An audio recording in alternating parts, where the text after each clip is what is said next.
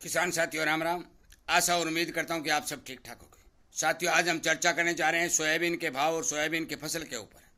और यह चर्चा बेहद ज़रूरी हो चुकी है साथियों, क्योंकि सरसों के बाद सोयाबीन जो तेल वाली फसल है उसकी बिजाई करने के लिए सरकार ने किसानों को बहुत ज़्यादा प्रोत्साहन किया, बहुत ज़्यादा प्रचार किया गया। परंतु आज जो सोयाबीन के भाव ज़मीन के ऊपर धराशायी मिल रहे हैं, किसान को भारी भरकम नुकसान हो रहा है। इस बारे प्रत्येक किसान का फर्ज और कर्म बनता है कि इस वीडियो को ज़्यादा से ज़्यादा वो शेयर करे और सरकार तक पहुंचाने की कोशिश करे, ताकि इस कुंभकर्ण की नींद सोई हुई सरकार को जगाया जा सके।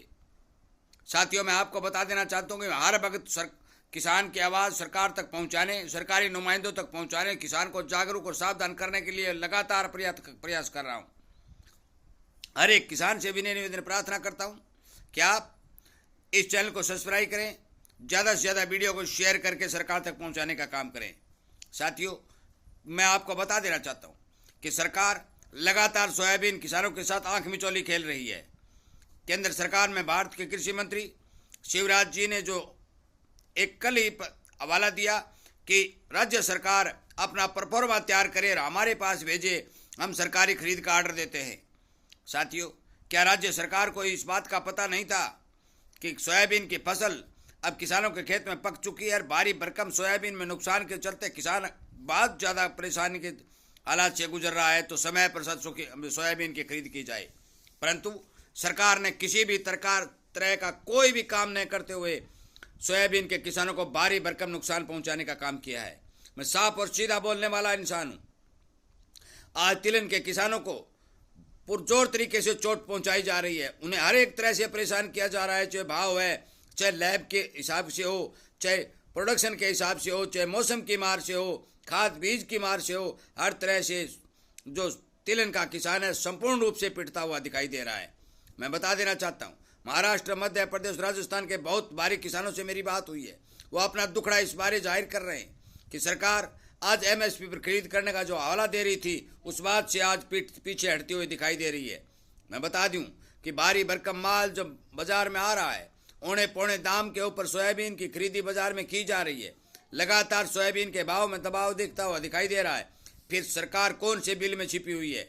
मैं आपको बता दूं कि इस सरकार ने जो किसानों से वायदे किए हैं, मैं स्पष्ट तौर पर यह बात बता देना चाहता हूं कि आज तक मुझे ऐसा नहीं लगा कि सरकार ने कोई वायदा पूरा किया है। परंतु आज इतनी परेशानी के चलते, क्योंकि पूरे देश का किसान मारा मारी और इस भारी बरसात के चलते भारी भरकम फसल नुकसान की चपेट में है, आज सरकार मुआवजा देने की बात करती है, खाद समय पर पहुंचाने की बात करती है, नकली बीज और नकली खाद के ऊपर अंकुश लगाने की बात करती है, MSP के ऊपर खरीद करने की गारंटी और बात करती है। परंतु धरातल के ऊपर यदि देखा जाता है तो धरातल के ऊपर जीरो रिजल्ट दिखाई देता है। किसान चारों ओर से परेशानी के चलते संपूर्ण रूप से गिर चुका है, कर्ज पर कर्ज बढ़ता जा रहा है। विशेषकर सोयाबीन के बारे में आपको मैं बता दूं, और पहले भी मैंने बहुत सी वीडियो बनाकर आपको बताया है कि 35% तक का नुकसान सोयाबीन की फसल के अंदर ऑलरेडी देखा गया है। और अब यदि बरसातें दोबारा फिर से गिर लेती हैं तो बहुत से किसानों के भारी भरकम नुकसान होने की संभावना और मिलती है। मैं बता देना चाहता हूँ कि जहाँ जहाँ किसानों की जो रिपोर्टें आ रही हैं उसके हिसाब से सोयाबीन की फसल जो अच्छी दिखाई दे रही थी, उसके अंदर भी जो उतारा 4 और 5 का आना चाहिए था, उस जगह में उतारा 2 और 2.25 का आ रहा है। इसका मतलब सीधा है कि 50% पैदावार सोयाबीन की संपूर्ण रूप से नष्ट हो चुकी है और 50 और 45% सोयाबीन की फसल जो है भारत के अंदर अब की बार मौजूद है। इतनी भारी भरकम कम फसल के चलते, भारी भरकम नुकसान के चलते, अच्छी डिमांड के चलते सोयाबीन के भाव को जो सहारा मिलना चाहिए था, साथियों आज तक वो सहारा नहीं मिला है।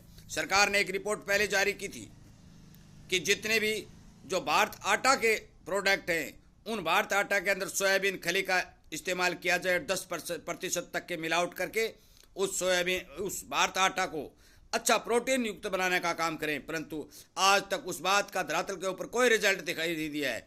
या तो ये फर्जी घोषणा थी या फिर इसके ऊपर किसी तरह के काम करने का कोई भी किसी को ऑर्डर नहीं दिया गया है। मैं बता देना चाहता हूँ कि हर तरह से चारों ओर से खाद्य तेलों की भारी भरकम डिमांड बनी हुई है। विदेशों के अंदर जो केमिकल वाला सामान है उसके भाव तो मंदे हैं, परंतु भारत के अंदर शुद्ध और ऑर्गेनिक अच्छे माल के भाव जो किसान को मिलने चाहिए थे वो आज भाव नहीं मिल रहे हैं। लगातार अमेरिका जैसे देश अपने सामान को खपत करने के लिए भारत के ऊपर दबाव बना रहे हैं। भारत के प्रधानमंत्री श्रीमान मोदी जी ने स्पष्ट कह दिया है कि हम किसानों के साथ हैं और किसानों की रक्षा करने के लिए दीवार बनकर खड़े हैं। परंतु साथियों, भाव के मामले में आज वो दीवार टूटती हुई दिखाई दे रही है। आज किसान संपूर्ण रूप से परेशान है। मैं आपको बता दूं कि सोयाबीन की फसल के हिसाब से, सोयाबीन की डिमांड के हिसाब से, सोयाबीन की खपत के हिसाब से यदि आज किसान को भाव मिलते हैं तो पिछ परसों 6,000 रुपये से भाव कम नहीं मिलने चाहिए। परंतु आज सोयाबीन की फसल 4,000, 4,200, 4,100, 4,900 रुपये में बाजार में बिक रही है। नमी के नाम पर भारी भरकम किसान की लूट की जा रही है। मैं आपको बता देना चाहता हूँ, ये बात मैं कह भी चुका हूँ कि इसी तरह से यदि किसान को भाव के मामले में नुकसान हुआ, मौसम के मामले में नुकसान हुआ, नकली खाद और बीज मिला, तो वो दिन दूर नहीं कि किसान इन फसलों से हाथ धो लेगा। क्योंकि भारी भरकम जनसंख्या खेती से हट करके बाजारीकरण में चली गई है, मजदूरी के ऊपर अपना जीवन निर्भर कर रही है। किसानी और खेती छोड़ते जा रहे नवयुवक आज इस बात पर विचार कर रहे हैं कि खेती के अंदर कुछ बचने वाला नहीं है। साथियों, ये सच्चाई दिखाई दे रही है, क्योंकि आज सोयाबीन के किसान को जो मार पड़ रही है और काफ़ी जिनसों के किसानों को जो मार पड़ रही है, वो मार किसान अब झेलने की ताकत में नहीं रहा है। उसकी इतनी क्षमता ही नहीं रही है कि वो इतने नुकसान के चलते अपने घर का पालन पोषण कर सके।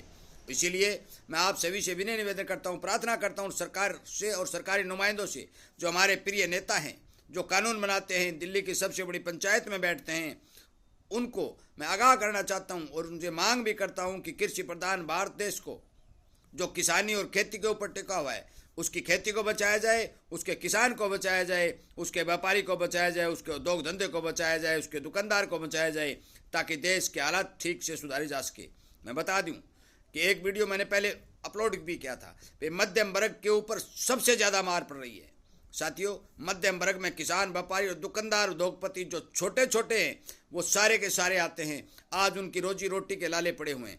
कोई कहता है कि बहुत भारी भरकम देश तरक्की कर रहा है, मैं इस बात से सहमत नहीं हूँ साथियों, क्योंकि आज किसान की और खेती के साथ जुड़े हुए तमाम लोगों की हालत संपूर्ण रूप से दयनीय दिखाई देती है।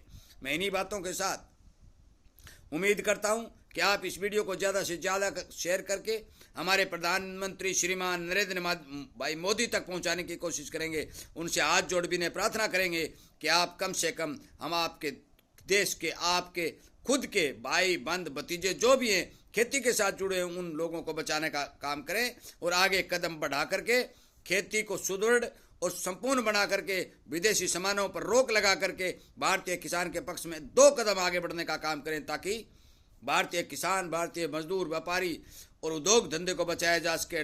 भारत के देश जो सोने की चिड़िया कहलाती थी, आज उसे दोबारा से सोने की चिड़िया बनाया जा सके। मैं उम्मीद करता हूं कि मेरी बात से आप सहमत होंगे, ज़्यादा से ज़्यादा शेयर करेंगे और इसी तरह की जानकारी आपको मिलती रहे, आपकी आवाज़ सरकार तक पहुंचाने की संपूर्ण कोशिश की जा सके।